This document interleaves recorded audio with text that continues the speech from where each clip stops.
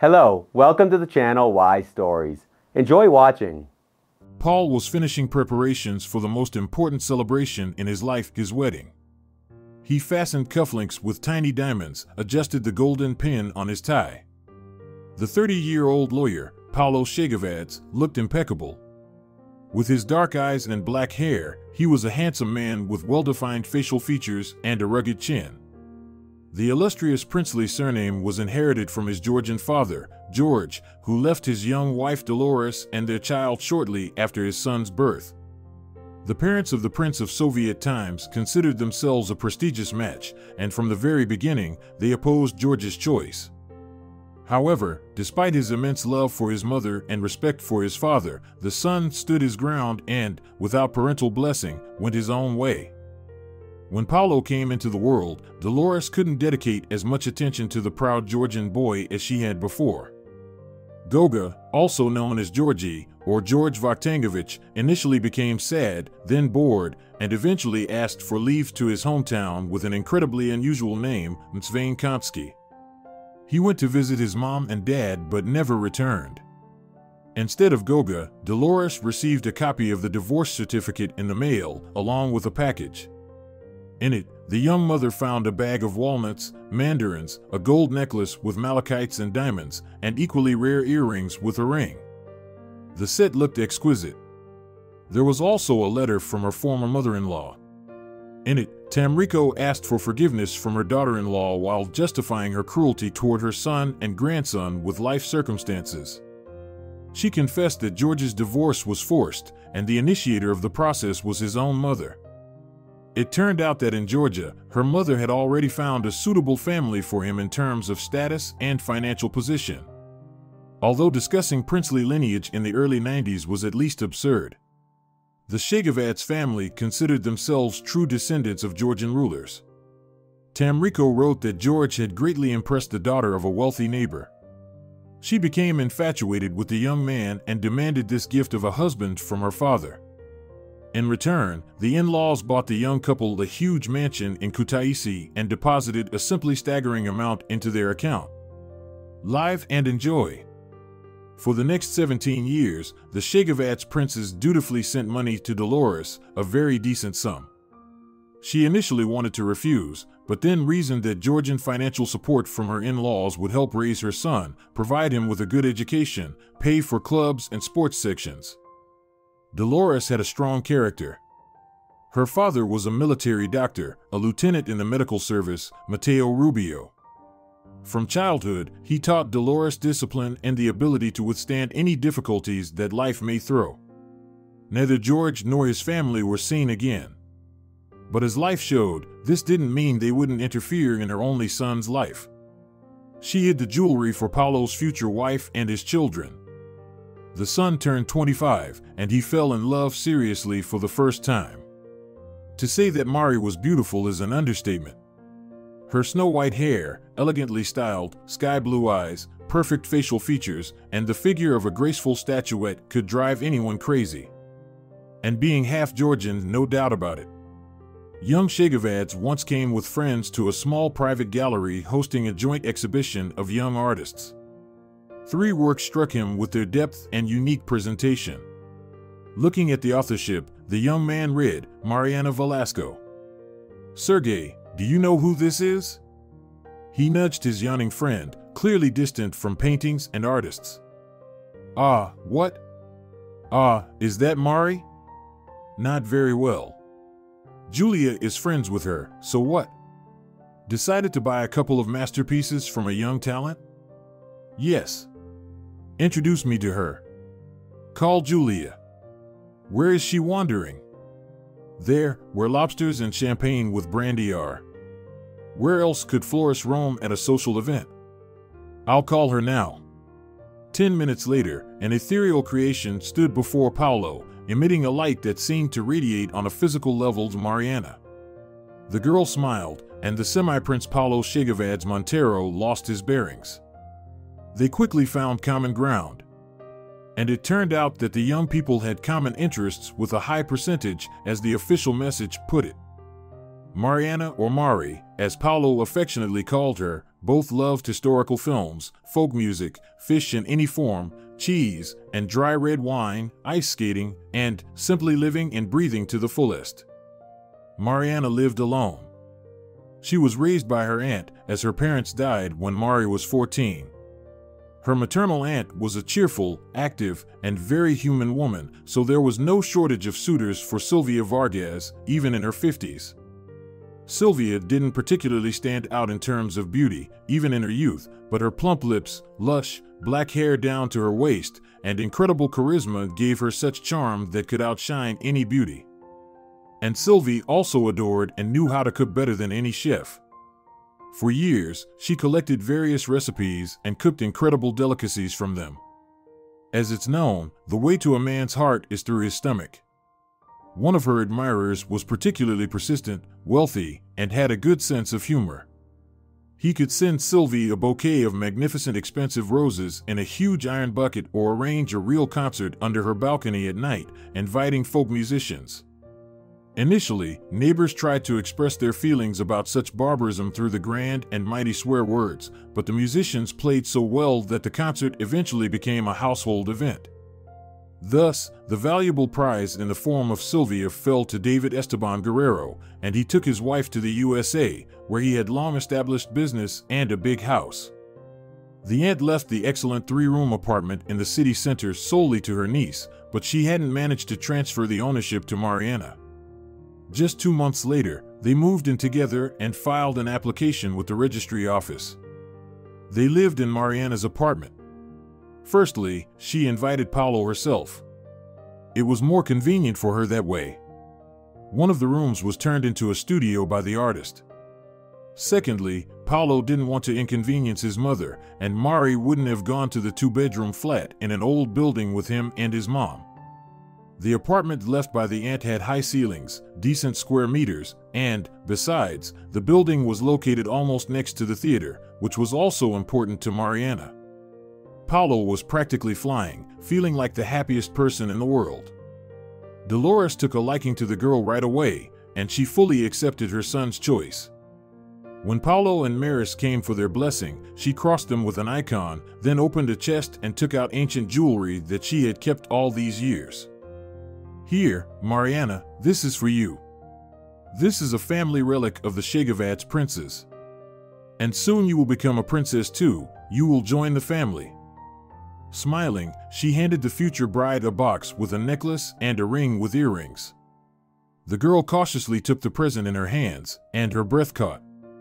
But this is an exact copy of the set that Sofiko Kontrashvili had. It was even named after her creation, Beautiful Helen.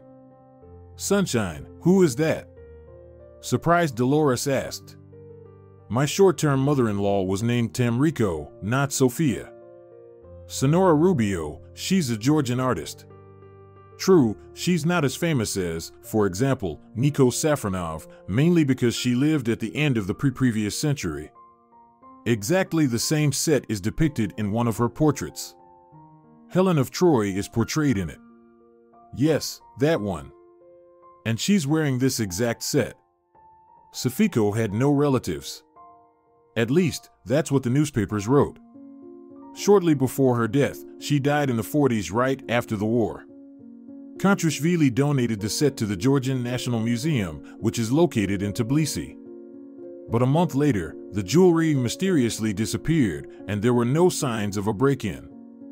It seemed as if the necklace and the earring ring had simply vanished into thin air. Everything was in a special container under glass. So, the container remained intact, but there was nothing inside. So they never found it? With his mouth open from curiosity, Paulo asked. Dolores couldn't come to her senses from what she heard, and with an almost reverent horror, she examined the incredibly beautiful ring and earrings. The latter were a long elongated diamond-shaped piece made of bright green malachite with patterns. Tiny diamonds ran along the edges of the decoration. The clasp was also adorned with diamonds. No, even though the capital specialists were involved in the investigation. The set vanished without a trace. And so what, Mari? Maybe my grandma was so impressed by this painting or this decoration that she simply copied it and asked some jeweler to make a replica. Maybe, Paulo. But if this is your family heirloom, then who and when made a copy of it? Everyone fell silent, and then they decided not to delve into it. After all, the Georgian princess Paulo Chegavadze wouldn't have stolen this set from the country's main museum on her tiptoes. Imagining this epic scene, the theft of historical jewelry by his own grandmother, Paulo chuckled. The next day, Mari called her aunt, and she became emotional, happy for her niece, and then said that Mariana simply must come to her for a week to collect the wedding gift. Senora Vargas explained that she couldn't come herself. Senor Esteban's anniversary was coming up, and everything needed to be prepared, as he was busy providing for their small but very close-knit family. Aunt Sylvia agreed to cover all the costs of Mariana's trip. Mari couldn't refuse the only blood relative, and 2 days later, she flew to Washington. She took the ornament with her. She still wanted to show it to the immigrant jewelers and find out if it was the same set. Upon arrival, she called Paulo, said that everything was fine. Tomorrow she was going to the former Odessite named Solomon Schneider. The thing is, his grandfather made beautiful Helen in 1900. Mari didn't return. 2 days later, Senora Vargas called Paulo's number and burst into tears. Inside the young man, everything turned cold. He understood something terrible had happened. But he couldn't even imagine how terrible and irreparable it was. Mariana is no longer with us. She died in a car accident, Sylvia barely managed to say. Paulo, it's my fault. And why did I invite Mari here? Please forgive me, we will bury her in Washington, in a closed coffin. Mariana was burned beyond recognition. It was a terrorist attack. And it was her taxi that was returning from that jeweler. Yes, I will send you the set. It fell out of the car window during the explosion. Only the ring was missing, Sylvia sobbed. But I will compensate you. Senora Vargas, may the Lord be with you. What compensation? Paulo managed to squeeze out. And when is the funeral? I will come. In 3 days. You'll make it, my dear, of course, of course. I'll arrange an electronic ticket for you. Just show your passport at the airport. Paulo hung up. He couldn't grasp anything and couldn't process the information he had received. He called his mother and asked her to pick him up from Mariana's house. Staying here was beyond his strength. He put Ludwig, a huge gray cat, in a carrier, took a bottle of whiskey from the bar, and poured himself a full glass. He drank it in one gulp, without any nibbles. Soon Dolores, who was also in shock, arrived. Mari's delicate lace wedding dress hung on her shoulders, and a tiara lay nearby. Senora Rubio carefully packed the dress and the ornament into a box and put it in the closet. She was doing all of this on autopilot, but held herself together for the sake of her son. Paulo completely fell apart, finishing a bottle of American moonshine in almost an hour. She helped him up from the couch, grabbed Ludwig and a small bag with her son's personal items. At home, Paulo barely made it to the couch and collapsed onto it, without undressing. He had a strange dream, which would repeat regularly over the next 5 years. Mariana stood on a high mountain, and next to her was a very beautiful dark-haired woman in a sparkling dress with long sleeves. She held a set of emeralds in her hands, set in gold, which she then handed over to Mariana. I'm alive. Paulo, I'm alive. You should look for me. You'll find me by the ring. And believe that everything will be fine, she said in the dream. You need to come. Paulo, son, wake up. You need to get ready for the trip, he heard his mother's voice, struggling to wake up. Paulo got up heavily, packed his things, and called a taxi. The funeral was quiet, as Mariana had no friends in the States. Sylvia gave him the family relic, and Paulo, without looking, put the box with the jewelry into his backpack. He returned to his hometown and fell into a deep depression. His friends had already become seriously concerned about his mental state, so they sent Julia Flores to him, who had once introduced him to Mariana. Paulo had made a very good impression on her from the beginning, but since he chose Mari as his girlfriend, Julia stepped aside not to interfere. And youth took its course. Paulo slowly began to recover. 5 years later, he and Julia filed a marriage application. During this time, Paulo graduated from university, opened his own law firm, and established good connections not only in the business world but also among law enforcement agencies of various levels. He had earned a reputation as a smart and, which is rare among his profession, an honest lawyer. He would not take on a case if he understood and saw that he was dealing with an obvious fraudster or scoundrel. Of course, there were unconventional situations. How could it be otherwise? Once, a former classmate who worked as a police detective called him and asked him to defend a young woman accused of a series of thefts from jewelry stores. Paulo was surprised by why a policeman was asking for help for a murderer, even if she was a suspect. It must be something personal. He came to Isidro's house in the evening and asked him to shed some light on this story. It turned out Paulo was right. Michael had fallen for his suspect, and there was plenty of reason to. Her photograph revealed daring emerald eyes. Combined with raven wing hair, a Greek nose, and high cheekbones, the girl looked stunning. Isidro explained that the girl's name was Kate, and she. Yes, she was guilty. Holy moly. Isidro, what do you want from me? You know I don't defend professional criminals. I know, Paulo, but she promised me she would quit if she could avoid prison. She's already done time. She'll get the full package. Isidro, have you gone crazy or something? You're not planning to marry her, are you? What about your service, your career? You've been dreaming about this job since the first year. She won't quit. Do I need to explain the obvious truths to you? People like her don't quit. She's part of the system, just as you are in yours. Even if she really wants to get out of it, her people won't let her go. Remember that plot from the song about the criminal girl? They'll just eliminate her, and they'll kick you out of the police force. Paulo, don't tell me anything. Just help me, okay? And Paulo agreed to take on the case, and he managed to break down the prosecution's version. Kate left the courtroom with a 3-year suspended sentence. Isidro resigned from the police, and they left together with Kate. But 3 months later, he learned that they had been found shot point blank on a highway somewhere near the border. Paulo realized that the love of his friend's life, the green-eyed beauty Kate, not only didn't quit on her own, but also dragged Isidro into her dark affairs. Just some kind of Carmen sweet. After that incident, he once again promised himself never to defend clearly criminal clients, even if his own mother asked him to. Paulo looked at himself in the mirror again and suddenly remembered that he hadn't bought cigarettes. Well, his favorites were only sold near the metro station near his house, and there was still time. He rushed out onto the street, bought a couple of packs, and suddenly noticed a woman lying on a bench. She seemed vaguely familiar to him. White, but dirty hair, very thin, and some ragged clothes, but it was clear that she was a young homeless woman. He approached closer to see if she was alive and nearly lost consciousness.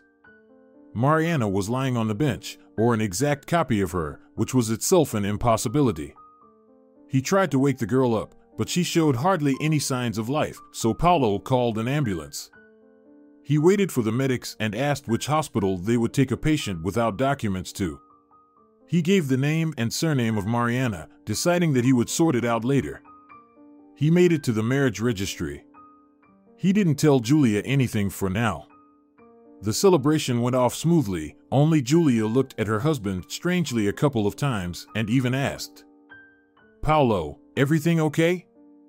"Of course, kitten," Paulo replied. Barely waiting for morning, he rushed to the hospital to the woman he had saved, who looked so strangely similar to Mariana, but he wasn't allowed in. "Who are you to her?" the doctor asked. "I'm her failed husband," Prince Chegavadze's answer stunned this man. "Ah, well then, of course," the doctor responded seriously. Your so-called failed wife just had a simple fainting spell. Oh my God. And what now? Will she recover? Does she even remember who she is, where she's from? She will recover, for sure. We've taken all necessary measures. Just wait. Can I see her? Only briefly. I'll escort you. Paulo was led into Mariana's room. He looked at her almost transparent face and emaciated arms, and suddenly he noticed her well-groomed hands and the same perfect face as 5 years ago. Strange, he thought. If she's been homeless outside of society, where does this grooming come from? Suddenly, Mariana opened her eyes. Without breaking eye contact with Paulo, tears streamed down her face like a river. The girl began to sob, trying to break free from under the foredrip. A nurse and the doctor who had let Chegavadze in rushed into the room. Have you gone crazy or something? What are you doing? Nothing. I just came over. Leave immediately. Paulo watched as Mariana screamed. They gave her an injection, and memories washed over him like a wave. There they were, kissing on the grass, running hand in hand, filing a marriage application at the registry office. All of this passed before Paulo's eyes like a documentary film. Julia called. They had bought tickets for a honeymoon trip to Lake Banyoles. Why Banyoles? Julia wanted to, and after Mariana's death, Paulo had lost the desire to argue. No, of course, he liked Julia. A girl with a tan, black curls, and the same black eyes, but there wasn't the same ecstasy as with Mariana, even though his wife was great in bed, and you could talk to her about anything, from politics to society gossip. But when Paulo saw Mari, and he no longer had any doubts that it was her, his heart suddenly raced. And he realized that Julia was beautiful, but she wasn't his woman, and the love of his life was lying under the foredrip, and only she knew what had happened to her.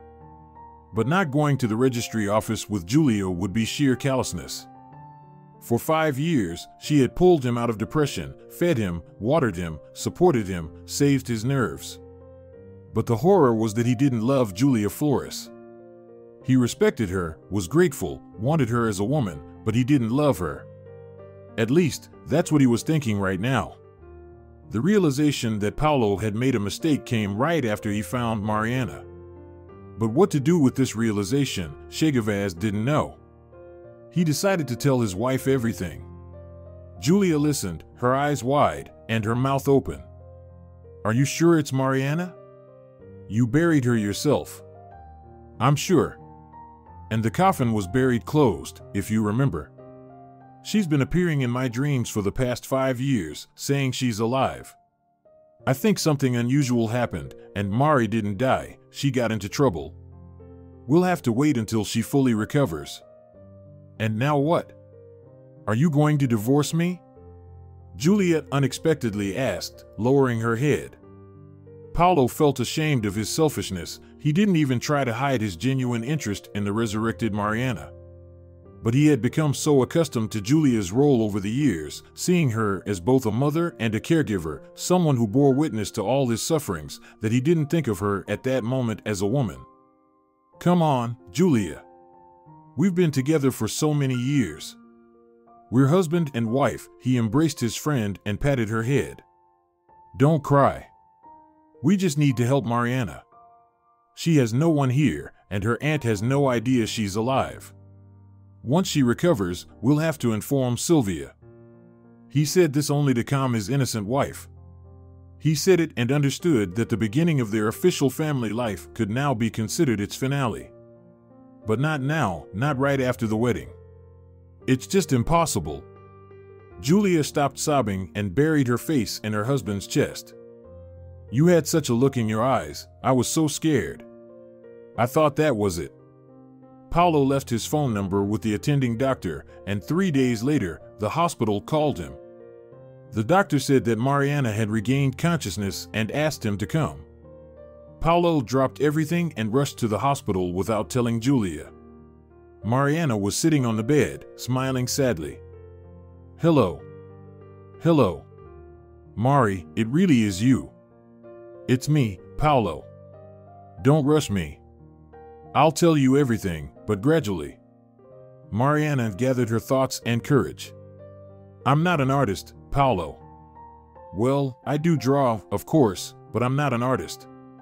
I'm a private investigator. Yes, don't look at me like that. I have an arts education, and I have exhibitions, but I make a living doing something else. I have a small private agency. I opened it 6 months before I met you, but I kept this fact hidden for various reasons. My parents worked in the police, in a special department investigating serious crimes, searching for historical values, missing documents of high significance for the state, people. Of course, I wasn't allowed access to classified documents, but I learned the principles of detective work by being around my parents. They died in a car crash while searching for a unique set of jewelry, but I don't think their death was accidental. Most likely, they were eliminated, as they say in detective series. Mariana took a sip of mineral water from a glass on the nightstand and looked up at Paulo. This jewelry, Paulo, was called Beautiful Elena and belonged to Sofiko Kontrashvili. It disappeared many years ago. I told you the truth. But a month before I met you, a woman came to my agency. She said she was Sofiko's great-granddaughter and wanted to find the missing Malachites. When I asked her how, she said she had a plan, but she'd only share her thoughts with me if I took an advance fee for the work and agreed to take on the investigation. My curiosity was piqued. And when this Danya named her fee, my interest in the case acquired a more practical form. How much did she offer? 500,000 euros. She gave me 250,000 in cash at the embassy, and I hid the money. But it's not just about the money. I was intrigued, and it was my first major case. If I could have foreseen how this could end, I would have shown that lady the door without a second thought, along with her money. She told me that there might have been 2 sets, the original and a very good copy. The copy was made by a jeweler whose first work dated back to 1900. As I told you before Sofiko's death, she donated her set to a museum, after which it disappeared. And here's where it gets interesting. In the 1940s, there was a copy in the museum, not the original. And the real Beautiful Elena had been in your family all these years. Your great-great-grandmother, after remarrying, took the Schneider surname and, Paulo, she lived in America. And before leaving, she gave the case containing the jewelry to her daughter, Paulo Chegavadze. So, did great-great-grandfather of that American jeweler to whom you took the jewelry for appraisal swap the set? But how? What? Why didn't you tell me anything right away? I don't understand. I just didn't have the chance. It didn't work out right away, and now imagine my state when you gave me the Beautiful Elena as a wedding gift. I didn't know what to think. All sorts of thoughts came to mind, and then I remembered that the client mentioned the Schneider jewelers, who had immigrated to the USA in the early 20th century. I contacted the lady, asked her to talk to her husband. After all, he's an entrepreneur and has been living in America for a long time. And Uncle David really helped. He found contact information for Solomon Schneider. I took the set with me and flew to the States. What happened next? And where were you all these 5 years, Mari? I went to Solomon, showed him the set. He got excited, noticeably nervous, then offered me coffee with brandy. I had a drink and I don't remember anything else. I woke up alone in a hospital room. Turns out, Paulo, it was a very exclusive mental institution. In the USA? No, in our homeland. They didn't want to take any risks. What if I ran to my aunt? But how did you get out of there? And wait, if it was about the Malachites and they sent you to the loony bin and the jewelry was stolen, what did they pass on to your aunt and then to my mom? True, there were no rings there. And who was buried instead of you? Schneider brought a copy to my aunt, one that disappeared from the museum in 1940. I don't know where the ring is. Maybe it got lost. It turns out the jewelry was taken from the museum by a tour guide, the husband of your great-grandmother's niece. So, the Schneider family ended up with both the copy and the original.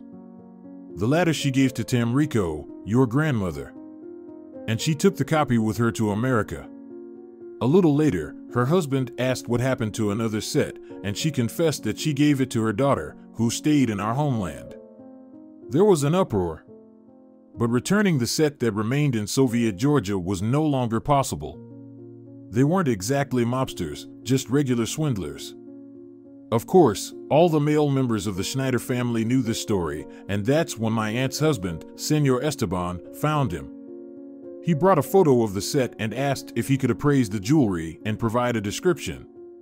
Can you imagine his state? He extracted all the details from Uncle David, assured him he'd do everything properly, and started waiting for me. He and his son had already decided everything about me. If the Malachites are genuine, they plan to put me in a mental institution on medication for a couple of months, stage a false funeral, and that's it, I'd be gone. Who would believe a homeless woman without documents after an official burial? And for added assurance of their innocence in my death, they even handed over the copy that they had kept all these years. Well, handed over is a strong word. They left it near a wrecked car. Who was there? No one. The car was empty, and they probably buried an empty coffin or some nameless pauper. So, you spent 5 years in a mental institution? Of course not. When all the commotion settled down, they let me go. They even issued new documents. I've been Maria Cruz for almost 5 years now. A simple name, inconspicuous. But how did you find out all this? You won't believe it. When I regained consciousness in the clinic, they brought me a cell phone, and after a while, it rang. It was Schneider. He told me everything, not hiding or hesitating about anything. I think he did it because the coffin with my supposed remains was already in the ground, and I was far from home and my grave in the USA, so in case anything happened, they would just send me back to the loony bin. Wow, Paulo could only say. I lived in a monastery for a while. Then I found a job and rented a place. I recently returned to our city. The thing is, after being drugged up in America, they somehow transported me to a provincial town. Who knows why they chose that specific town? Maybe they had some connections there. When I barely got out of that institution with a new passport and 500 euros in my pocket, which the Schneiders generously gave me, I was disoriented in space. Of course, they didn't give me a mobile phone. I could have called my aunt or you. I sat on a bench, and the Mother Superior of the monastery came and sat next to me. She looked at me and, without asking anything, said, "Well, come with me. You'll live with us at the monastery. Nobody will bother you there. You can tell everything there." And we went. I didn't really have a choice. I barely understood what was happening at all. She brought me to a women's monastery. I rested in a cell, and Sister Evangeline nursed me with some herbs.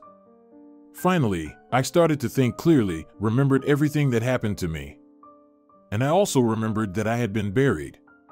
Before I could come back to life, I needed to figure out what kind of mess this was, why they drugged me, and then tried to get rid of me. But I had no money, no connections, no support whatsoever. So, I decided to leave things as they were for now and live in the monastery. After all, the Lord had sent me Evangeline for a reason. In my state, I could have encountered anyone. I told my story to the Mother Superior.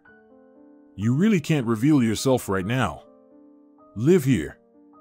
I'll tell the abbess that you're a distant relative of mine. Then we'll figure something out."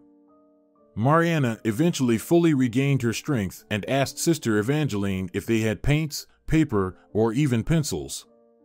The nun asked why, and when she found out that Mariana was an artist and a restorer, she was very pleased. The monastery's archives contained many icons in need of restoration and repair. To paint icons, she needed permission from the monastery's higher authorities and their blessing, but Mariana was content with even this. "God himself sent you to us," exclaimed Evangeline. "Well, who sent whom to whom is still uncertain," Mariana said sadly. "For years went by this way. During that time, Mariana got involved in icon painting. She felt good within the monastery's walls, but she still had her family, and she didn't want to live under a false name anymore. She needed to take action, step out of the darkness. She consulted with Evangeline, and she approved of Mariana's decision to try to fix the situation.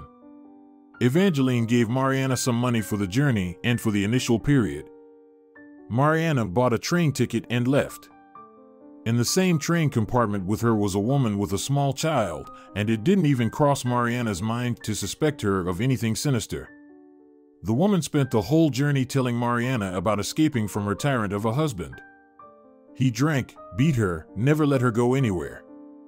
And when their daughter was born, he became even more cruel. For some reason, he believed the child wasn't his. Mariana listened, nodded, but decided not to reveal anything about herself. After all, during her years in the monastery, she had grown and used to interacting with ordinary people. Mariana mostly stayed in her workshop or in her cell. Of course, she helped with household chores and during major church holidays, maintaining the status of a laborer. People in this category were individuals not part of the monastic community but obligated to observe the rules and regulations. In return, they received shelter, food, clothing, and a roof over their heads. However, this work wasn't paid by the monastery, so Mother Superior helped Mariana with money from her own pocket. She couldn't give much, but for Mariana, the allocated 2,000 euros were a substantial support. There was nowhere else to turn for more. To the monotonous rhythm of the train wheels, the girl fell asleep. When she woke up, neither the unfortunate neighbor nor her 2-year-old daughter were anywhere to be seen. I guess they left while I was sleeping, she thought, reaching into her bag to get some money and buy something to eat. The journey was supposed to take 2 days, and she had almost nothing with her, just a few candies and a couple of cottage cheese pastries. But her wallet wasn't in the bag. Mariana was overcome by cold sweat. Nervously, she started searching for her passport and ticket. Thankfully, her documents were still there. Then she noticed a note on the table. She unfolded it and read, "Sorry." It was clear that the neighbor took the money. It wouldn't have been difficult for guess, they didn't have any other neighbors above or on the sides. Mari scraped together 50 cents in change and bought a bottle of water from the waitress for the entire journey. Fasting had become a habit for her, and besides, she could stretch the candies and pastries over 2 days. It was quite normal. When she reached the city center, unexpectedly for herself, Mariana suddenly collapsed right on a bench, precisely at the moment when Paulo, running past, spotted her. He sat down and stared at Mariana without taking his eyes off her, then asked, "Where did you hide the money?" "In the attic, in an old trunk with the old photographs in your mom's apartment." "Where?" "Oh my God, Mariana. What if Mom had found that money? Can you even imagine what she would have thought?" "She might have thought I robbed a bank," Paulo smiled. "But in 5 years, we've never once gone up to those attics, so the money is there. Let's do this, they're discharging you in 3 weeks. I'll find the money during that time and rent an apartment for you. You need somewhere to live. And you won't get into your apartment if your aunt hasn't sold it at all. And we're flying together to Mtsvainkonski. I think it's time for me to have a talk with Grandma Tamrico. But what about Julia? You two just got married. Julia is going on an internship to England. What do you think she'll choose, a Georgian village or London? I feel awkward, Paulo. It doesn't seem right. Listen to me, Julia's doing fine now. She has a great, well-paying job, the status of a married woman, money. She doesn't need my or anyone else's help. But you have no one here except me and my mother, and you really need support and assistance. I can't tell my mother anything for understandable reasons, so it's just me. Mariana, we're not strangers. It's awkward when you can help a good person, but you don't. That's it, it's decided." Of course, Paulo was being deceptive. It wasn't just about his desire and noble urge to help a good person. It turned out that he hadn't fallen out of love with Mariana. He felt it with every cell of his body.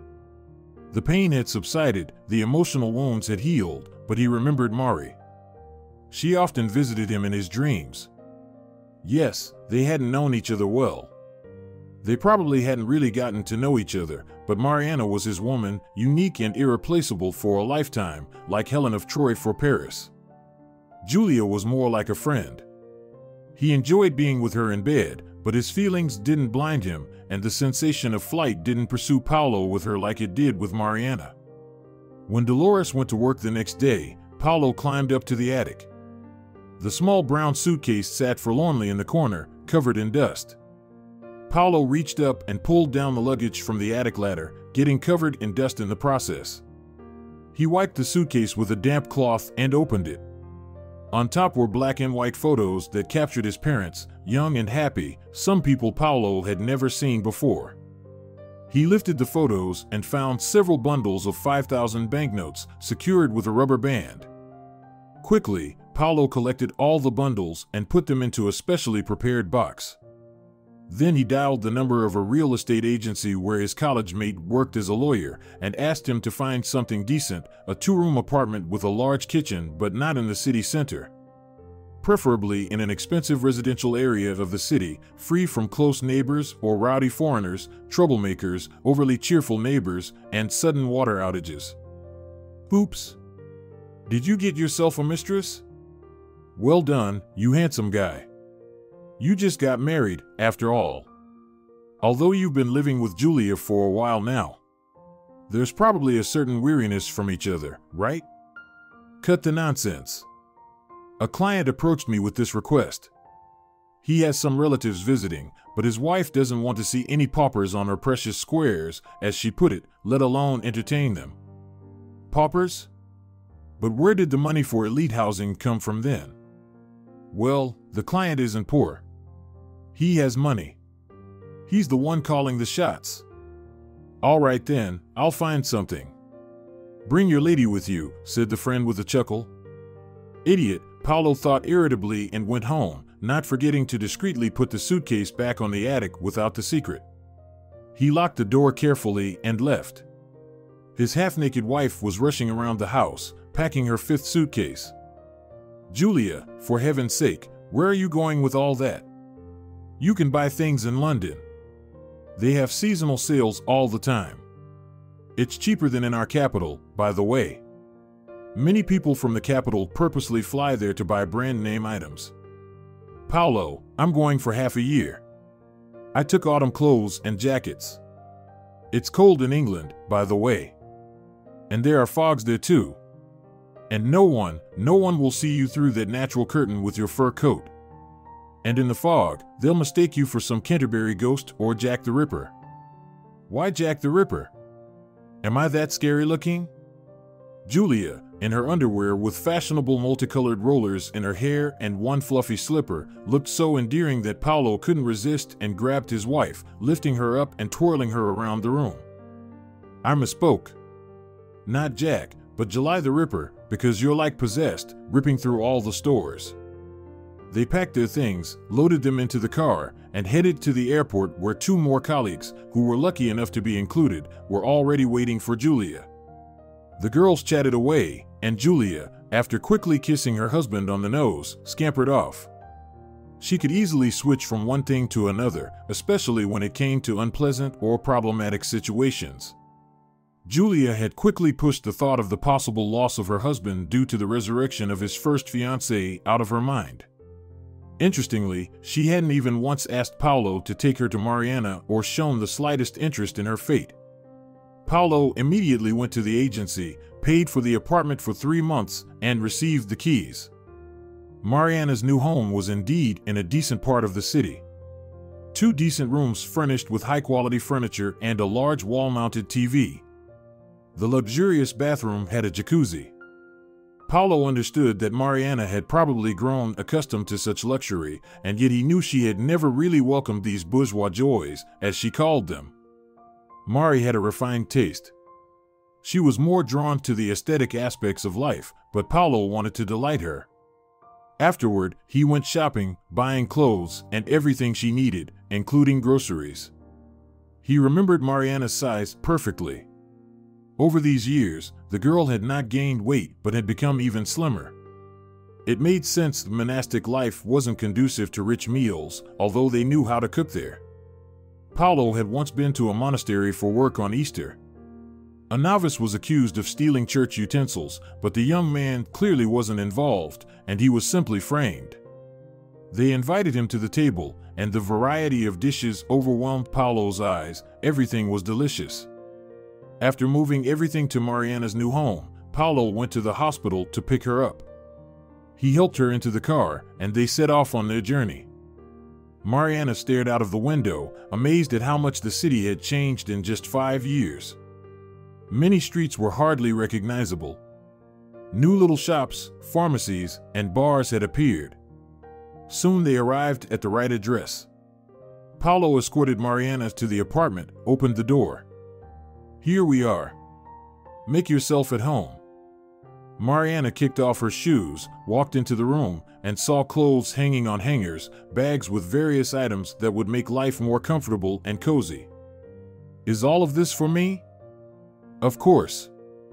"Thank you. I'll head to the bathroom then." "Haven't been in a real bathtub for ages," the young woman smiled. While she splashed around, Paulo set the table. They sat down to dinner, just like in the good old days. After a couple of glasses of wine, Mariana started to nod off. Paulo lifted her up, laid her on the couch, and himself settled on a small bench in the kitchen. He woke up early, before 6 in the morning, and Mariana was already brewing coffee. The divine aroma spread through the apartment. "How long have you been up?" "Monasteries rise early. The routine there is stricter than in the army." "What are we going to do next?" "I booked 2 tickets to Green Cape. Tomorrow we're flying to Georgia. Granny doesn't know that we're coming, but I have the address. I haven't told my mom yet that you're alive. I only said that I wanted to visit my father's homeland, see my grandmother if she's alive." Mom didn't object. "Green Cape? Where's that? Why do we need to go there?" "We were planning to go to Mskitakanchi. That is Green Cape, just translated into our language." The day passed in a flurry of activity. Paulo visited his mother, then his own place, packed for the trip, but beforehand, he asked to see the set of jewelry that Sylvia had passed to him after Mariana's false death. "Why?" Dolores was surprised. "I want to take a photo of them and ask Grandma how exactly they ended up with these." Remember, when Mariana was still alive, she told the legend of the set that disappeared from the museum before the war? She was surprised how this rarity could end up with us, the Chegavadze family. "Why are you suddenly remembering this?" "Oh, just because I'm going back to the historical homeland, Mom," Paulo smiled. However, it seemed Dolores had suspicions. She was, after all, a mother and knew her only son well. Lately, she had noticed some oddities in her son, but attributed them to his recent marriage. After all, for any man, marriage is a significant step. Paulo quickly photographed the jewelry, hugged his mother, and hurried away. The next day, he and Mariana boarded the plane and, after a few hours, found themselves in sunny Caucasus. Mskitakanchi was a small Georgian village located 8 kilometers from Batumi. And no one would have known about this village if it weren't for the famous Batumi Botanical Garden and the magnificent pebble beach with crystal clear water. 200 years ago, this village was a beloved vacation spot for Russian nobility, merchants, and industrialists. Old Russians built houses and summer cottages here so that their grandchildren and great-grandchildren could also enjoy the sun, sea, and fruits. However, the revolution and the subsequent Soviet rule shattered all those plans by constructing their own. Private wealthy homes were turned into sanatoriums and vacation homes for the working class. And in the mid-20th century, even a cable car was built here, connecting the beach with the sanatoriums on the hills. Then came the collapse of the Soviet Union and Georgia's independence from the USSR. The symbol of progress, the cable car, turned into ordinary rusty junk. Paulo double-checked the address, and he and Mariana got into a taxi. The cheerful driver hummed and told stories throughout the short drive, laughing contagiously. Their passengers' moods noticeably improved, and they began to smile back. Soon, they arrived at a large, beautiful house. Paulo and Mariana paid the fare, exited the car, and headed towards the house. An elderly woman sat in the gazebo with a cup of coffee and a small smoking pipe from which she emitted fragrant smoke. Seeing the guests, she stood up and walked towards the gate. "Who are you here to see?" Paulo was about to introduce himself, but the mansion's owner suddenly stared at him with wide eyes. "Oh my God! This can't be! Paulo, is that you? If you're Tamrico, my grandmother, then yes. It's me, Paulo. Come in. Why are you standing there? Come in. Vaktang, come here. Immediately, quickly. Tamrico, why are you shouting like a peacock? I'm coming. What happened?" From the garden emerged a colorful elderly man. He looked like a classic Georgian, tall, stately, with a distinctive hooked nose, black eyes, and a completely gray head. "Meet, Vaktang, this is your eldest grandson, Paulo. Pavliko. Oh my God, it can't be," he repeated, echoing his wife. Hustle and bustle began. Under the grapevine, they started setting up a large table, and the young couple was led to the best room on the second floor. The household members gazed at them with undisguised curiosity. "They took us for a married couple, otherwise they wouldn't have allocated a single room for both of us," Paulo said, looking at Mariana.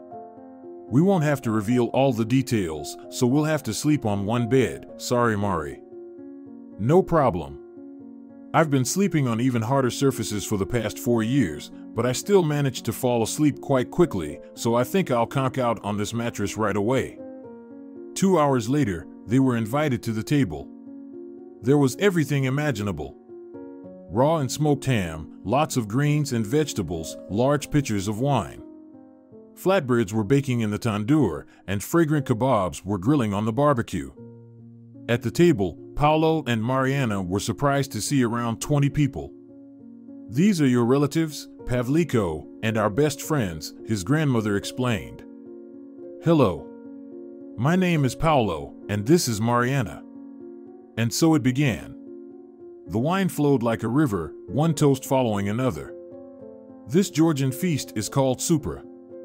Traditionally, the table is covered with a blue tablecloth.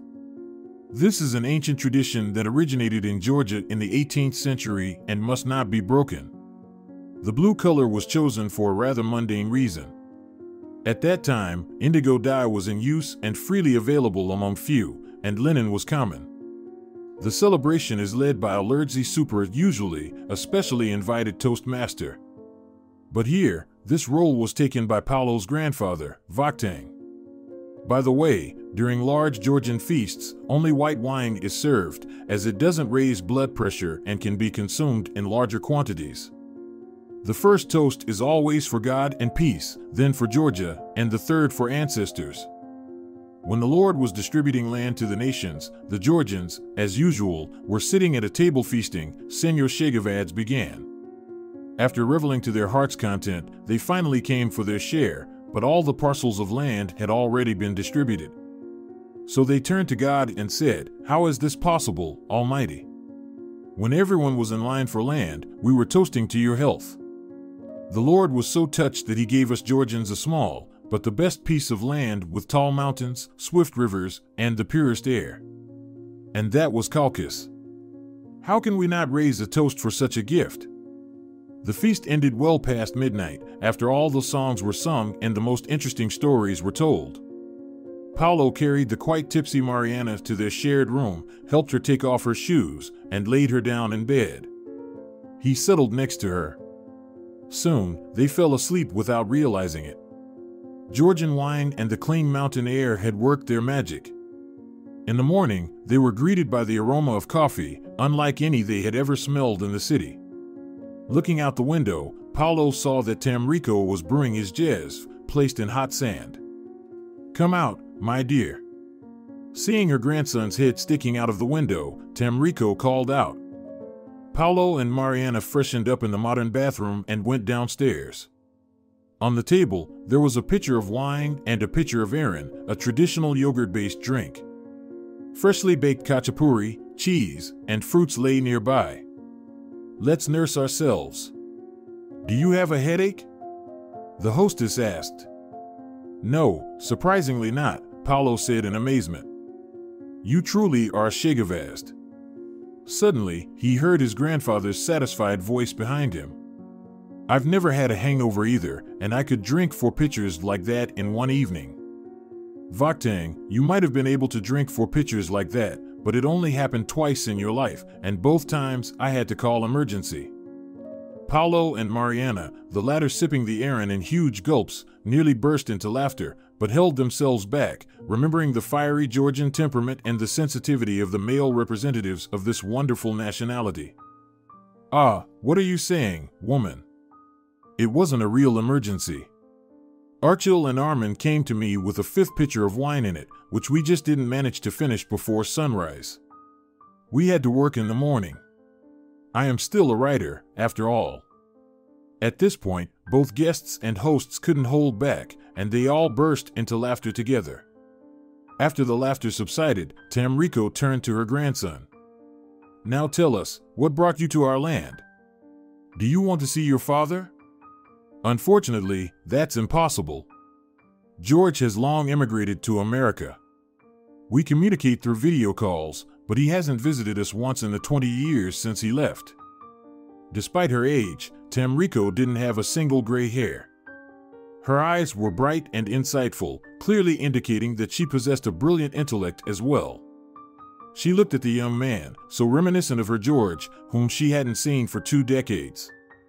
When she separated him from Paulo's mother and went to meet her husband, who had dreamt of marrying their son to the daughter of a wealthy neighbor, she believed she was doing the right thing. In Georgia, it's not customary for women to contradict men, so despite her strong will and considerable influence over her husband, Tamrico didn't oppose the match. She didn't mind having a foreign daughter-in-law. She admired Dolores' calm demeanor, innate intelligence, practicality, and integrity. But things turned out differently. It was mostly Vaktang who grumbled. It was he who kept counting the money all those 18 years, trying to somehow make amends for his wrongdoing towards Dolores and young Paulo, who never got to know his father at a reasonable age. It became quite clear fairly quickly that Tamrico and Vaktang had made a mistake. The new daughter-in-law turned out to be spoiled and hysterical. She was constantly demanding something, always dissatisfied. George, due to his gentle and pliable nature, quickly transformed into a classic henpecked husband. They had a daughter together. And when the country entered another nightmare period, they sold everything they had within a month, got visas, and together with the parents of George's new wife, they left for America. It was there that the daughter-in-law gave birth to 2 more children, who essentially became Americans. They thought like Yankees and held the same peculiar values, if you could call them that. Considering that George's father-in-law managed to start a business and become wealthy by American standards, his grandchildren had everything they could wish for. The Georgian grandparents were never able to lay eyes on them, leaving the elderly Prince and Princess Chegavadze without a single son and grandchildren. To prevent themselves from becoming too melancholic, they invited their nephews and their children to their home. The cheerful voices of the little ones and their playful antics gradually healed the emotional wounds of George's parents. However, Tamrico felt her guilt grow stronger with each passing year.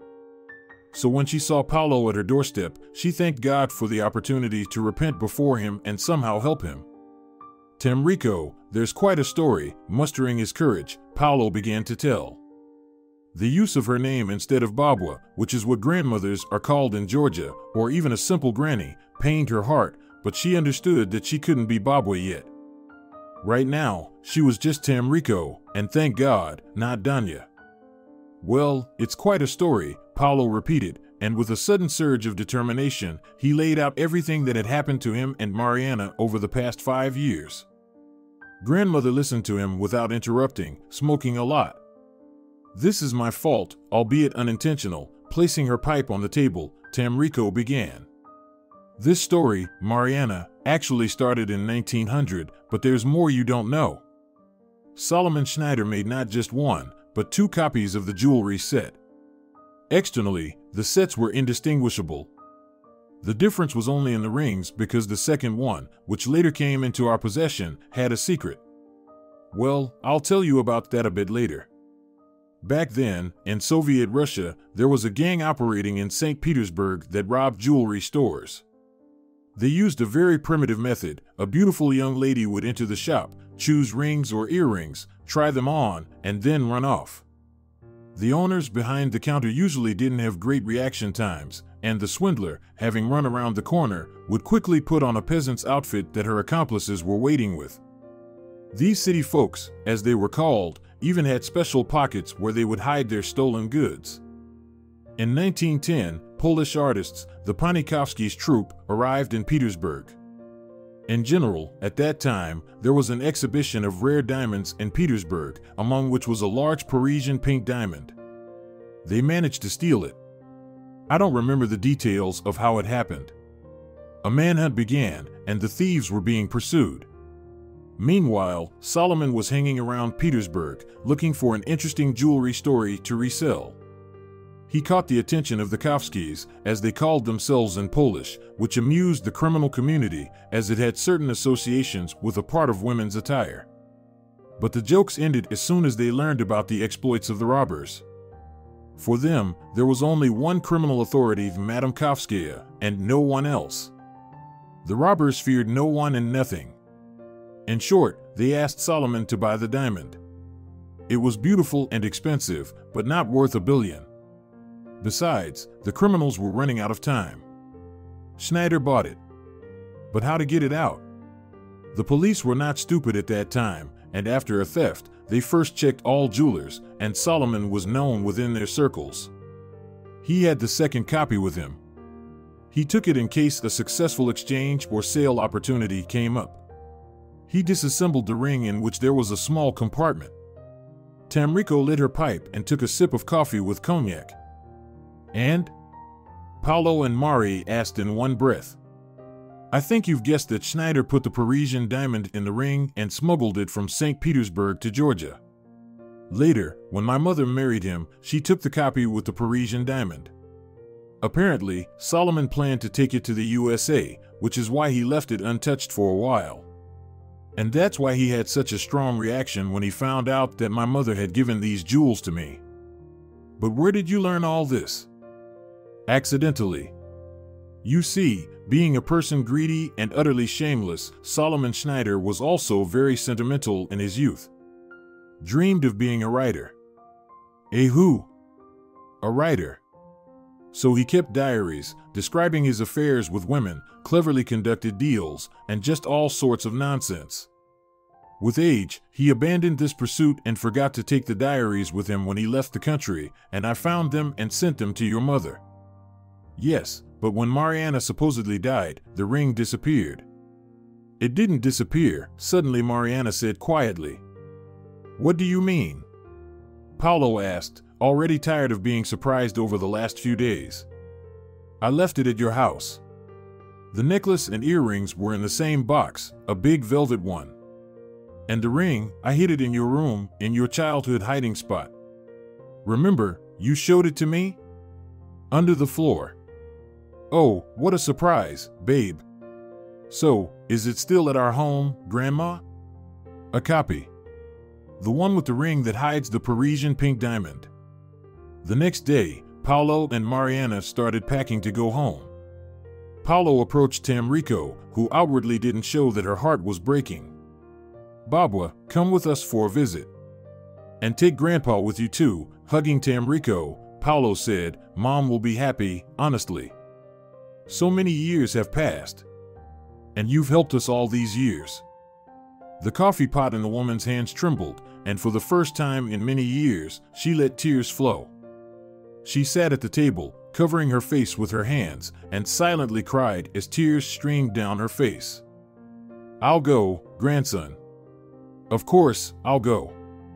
Vakhtang was pleased with the invitation, but he declined, citing an unfinished novel, an unsung grape harvest, and the suffering of his beloved Labrador, Vepko, who would surely die the day after his departure. In reality, he couldn't imagine how Dolores would react when she saw him. After all, it was he who shattered her life, insisting on divorcing their son and practically pushing him into a new Kabbalistic marriage. Tamrico understood his motive and supported her husband, not revealing Vakhtang's suffering. Yes, let him stay here. We really need to take care of the house. And the grapes need to be harvested and wine needs to be made, and that's not women's work. We can't disrupt traditions. Upon arriving, they stayed in an apartment rented for Mariana. Paulo didn't know how to tell his mother that he brought his grandmother with him and the supposed deceased fiancée who didn't go through 5 years ago, and also that he planned to get a divorce. Intimacy hadn't happened yet between him and Mariana. She was too emotionally overwhelmed by everything happening, and Paulo was afraid of hurting her. But he also knew that sooner or later they would be together. He was still incredibly drawn to her, as if she were a close relative. He also understood that in order to respect himself, he needed to tell Julia about his feelings and ask her for a divorce. Suddenly, the phone rang and Julia's name appeared on the screen. "Well, there you go. Remember your wife and she's calling." "Yes, Julia." "Hey, Paulo. How are you?" "All right. And you?" "I'm not doing too well, Paulo." "Well, you see, I'm pregnant." Paulo's eyes darkened. This message dashed all his plans for a happy future. "Paulo, I'm sorry, but it's not your child. You know, these things happen. I fell in love. I pursued you for so long, and after finally getting you, I realized that you never truly loved me. But you never hid that, did you? He's English. I've already filed for divorce." "Wait, but when did you manage to?" "We've been in a relationship for 3 months now. He came to our town, and you didn't notice a thing." "Julia, it's all fine. Why did we even have that wedding then? You should have told me right away. I'm a reasonable person," noble-horned husband almost shouted into the phone with an almost happy voice. "I didn't know how to tell you. I thought, we'll move to England, and things will naturally resolve themselves there, and I'll stay here, and you'll suggest a divorce yourself. You're not really angry, are you?" Julia sobbed on the other side of the continent. "I'm happy," Paulo almost yelled, but caught himself in time. This was all too much even for their vaudevillian situation. It was like a movie mixed with Germans. A resurrected bride, who died 5 years ago, thousands of euros found, a regained Georgian babwa, the Parisian diamond, and a pregnant wife, just not with him, but with some Englishman she apparently had been seeing right under his nose for the past few months before their wedding. "Granny, Mari?" "What, darling?" Both his beloved women answered simultaneously. Julia filed for divorce. "She's pregnant." "Wait, no rush, not with me." "Mariana, will you marry me?" "Oh, Chegavadze," Mari replied softly. "Where would I go now, away from you?" "Just one condition, we'll get married not here, but in the church that saved me." Paulo gathered his courage and called Dolores. "Mom, it's me. I'm home." "So quickly? Weren't you planning to stay a couple of months? Did you find Tamrico?" "Yes, Mom, and not just her. Mom, Julia is divorcing me. She's with another man, and she's expecting his child." "What? Whose child?" "Probably an English lord's child. I don't know whose it will be. And I brought Tamrico and Mari with me. Mom, she's alive, but it's a very long story. We're coming to you." When they entered the house, Dolores was as pale as a ghost, but she regained her composure. "Hello, Senora Rubio," Mari said softly. "Oh, my God, darling." Dolores grabbed Mariana and held her close. Both of them finally burst into tears and somehow eased the tension of the situation. "And here's Babwa, that's grandma in Georgian." "And I remember how to say grandma in Georgian," Dolores smiled through her tears. "Tamrico, come in. You're my only mother-in-law, albeit ex. I didn't get another one." An hour later, a table was set with wine brought from Georgia. Surprisingly, Mom and Grandma quickly found common ground, while Paulo and Mariana went to open the hiding place. The ring with malachite surrounded by tiny diamonds was indeed there. They took the box and brought it into the large room. Here. How does it open? We're afraid to break it, Mari said and placed the precious item on the table. Just a moment, Tamrico replied. She took out the ring, turned it in her hands, pressed a button, and the ornament opened. A pink radiance burst into their eyes, dazzling them with its incredible light. Oh my God, it's the Parisian! At that moment, the doorbell rang. Mom, are you expecting someone? No. Who could I be waiting for? Who's there? You're flooding us. Who are we flooding? Dolores answered, opening the door. A few seconds before that, Paulo felt danger, but it was too late. At the threshold stood Senor Esteban, Sylvia's husband, Mariana's aunt. And behind him, two hooligans. Well, hello there, girls, and boys too. You've done well, especially you, Mari. How skillfully you've manipulated everyone around you. Manipulated who? What are you doing here? And where's Aunt? Your aunt is knitting winter hats, even though in California, where I bought her a small house, they're not really necessary. It's very hot there. But for a woman of her age, it's a perfect pastime. Please, give me that beautiful ring with the pink stone inside. And he reached out his hand. But Tamrico managed to quickly snap the ring shut. Oh, you old scoundrel. Ow. And you'll be left empty-handed. Only I can open this ring. If you try to force it open, you'll damage the stone. What's going on? Uncle David? Oh, nothing much, niece. The client who came to you with the order for the ring is my sister. We've been searching for this unique piece for a while, and we decided to involve some young agency to do it blindly. Professional detectives would have figured everything out in an instant, and then we would have ended up with nothing. To get close to the ring, I even had to marry your foolish aunt. All this story with your car accident, funeral, and mental institution was my idea. Pretty cool, huh? I forgot to mention that before I became a businessman, I was, how can I put it mildly? Oh, the director of a criminal organization. I had a few dozen tough guys at my disposal, my own intelligence, my infantry. But most of our wonderful company ended up behind bars. I managed to escape with new documents and moved to the USA. My sister was already living there, and she became a close friend to Schneider. The Jewish idiot fell so in love with my Anna that he was ready for any nonsense. Well, almost any. Unexpectedly, Mariana leaped from her spot and lunged at Uncle David like a tigress. She clawed at his face, scratching his cheeks and then his hair. Taken by surprise, the man fell to the floor. The hooligans were reaching out to her, but suddenly, a special forces unit burst into the apartment. Get down! The soldiers commanded, prying Mari off her torn-apart victim. Should we too? Without a hint of panic, Princess Chegavadze calmly asked. Her composure could have made English aristocrats envious. A middle-aged man entered the room and introduced himself. Colonel Samuel Duran, Special Unit. Good evening to all. Will you open the ring for me? It's still a historical value, a rarity. Princess Tamrico Chegavadze, Paulo's grandmother, answered him in the same tone. Of course, my dear. Just show me your documents. Please, the officer smiled with the corners of his lips. While they conversed, the specialists lifted Uncle David and his hooligans and escorted them out.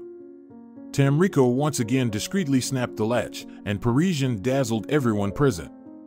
Take it, Colonel, and tell us what really happened and how you saved us from these hungry hyenas, Tamrico asked while puffing on her pipe. Wait. What about my aunt? If he's a bandit, what did he do to her? Don't worry. She's completely unaware of the situation. He didn't inform her. He probably did have some feelings for her, or maybe he simply didn't see any threat in her. We've already contacted her. She's flying here. We need her testimony. After all, they lived together for more than 5 years. And by the way, we informed her that you, Mariana, are alive. But how did you know that? I live under false documents. Speaking of documents, we'll help you restore all your rights and return to the world of the living. As for finding, the operation took 4 years to develop. We've been looking for this Uncle David of yours for a long time. And as for your being alive, we learned about that from our agent. She had been discreetly keeping an eye on you since you left for the USA and saw you being taken out of the house unconscious, put into a car, and driven to the airport. That's why the fake funeral immediately raised her suspicions. After we opened the coffin and found a huge doll inside, it became clear that you had indeed been taken somewhere. Your uncle, being a master of such tricks, indicated that. Operatives from the USA helped trace a lead, but you were no longer in the hospital. We accidentally found out that you had been in the monastery. Remember when you left the monastery for canvas and paints? I went once a month, yes, of course. And? Your former curator, Captain Eva Delgado, happened to be in the same city on assignment at that time. To avoid scaring you off and to figure out where you lived, she discreetly planted a bug in your bag. That's how we could listen to you and understand that you were not in danger. Well, the rest is technicalities. Did you also fly to Georgia with us? Of course. We didn't know what your Uncle David was capable of. But how did he track me down? I can't tell you that it's classified information. Maybe someday. But who is he, this David? 4 pairs of eyes were fixed on the colonel.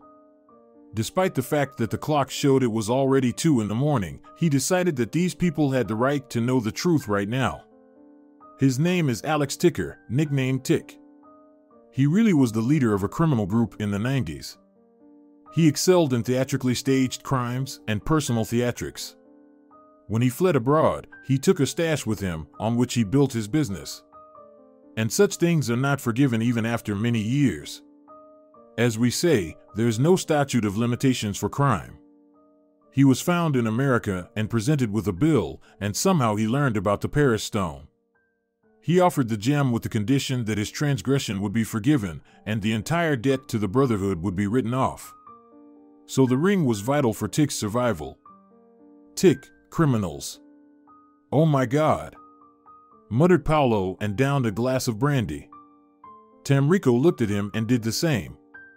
After her, Dolores and Mari did too. Colonel, are you with us? Will you stay? Thank you, but no. I still have work at the office. So late? We have a flexible work schedule. Mariana and the Chegavadze family didn't sleep until morning, discussing what had happened. Mari, where did you learn to latch onto someone's face like that? Slightly tipsy, Paulo asked. I don't know, really. I don't know how it happened. I felt so upset for Aunt Sylvia. She had so many suitors, and she chose that scoundrel. After getting some sleep, everyone gathered and went to the airport to meet Sylvia. Mariana was noticeably nervous. Finally, she spotted a familiar figure approaching.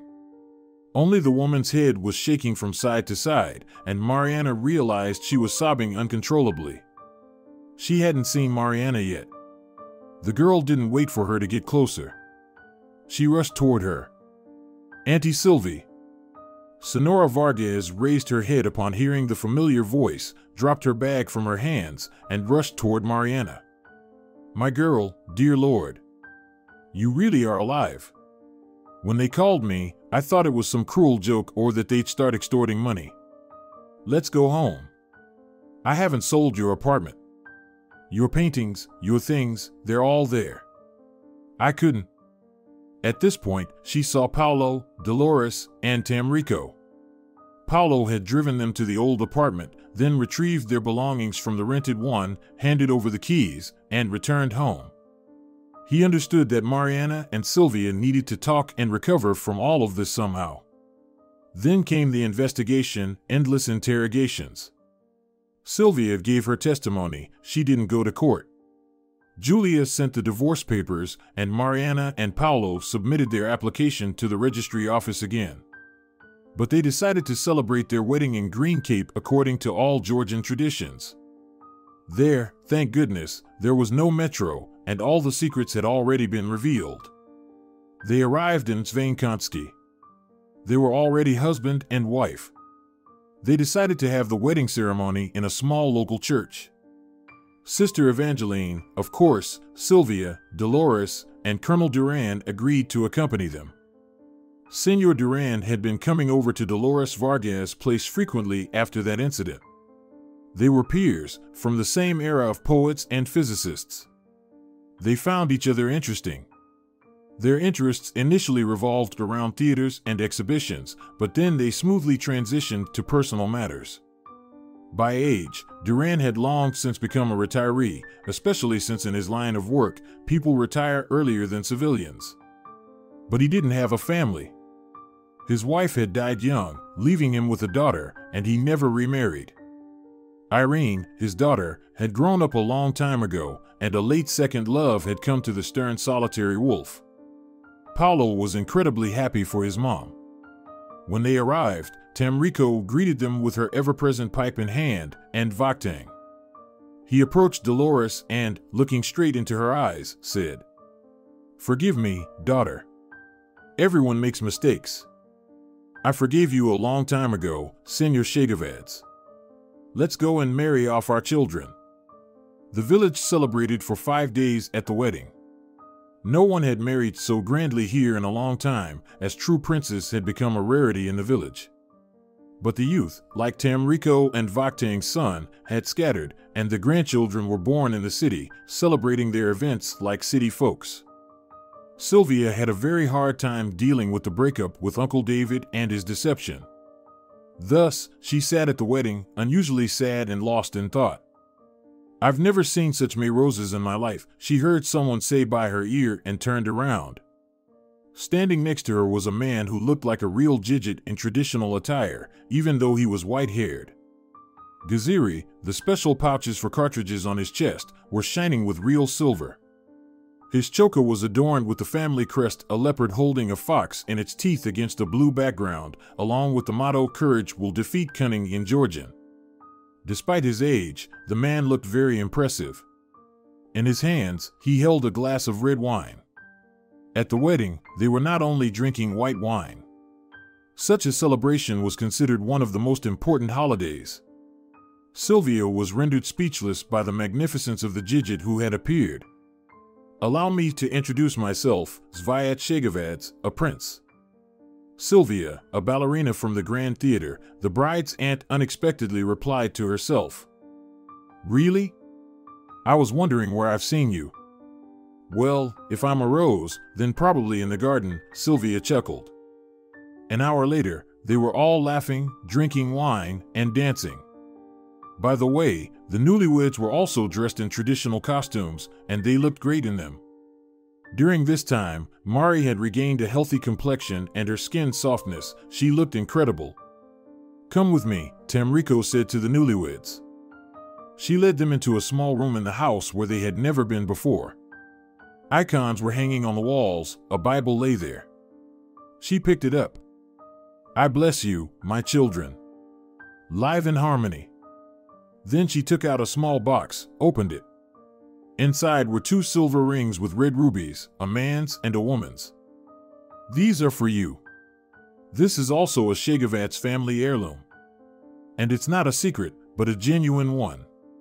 These rings belonged to your great-great-grandparents, Paulo." Paulo and Mariana accepted the gift, bowing deeply to Tamrico. How grateful they were to God that everything had turned out so well. Ahead of them was a happy and eventful life. If you're enjoying it as well, leave a like and subscribe to the channel.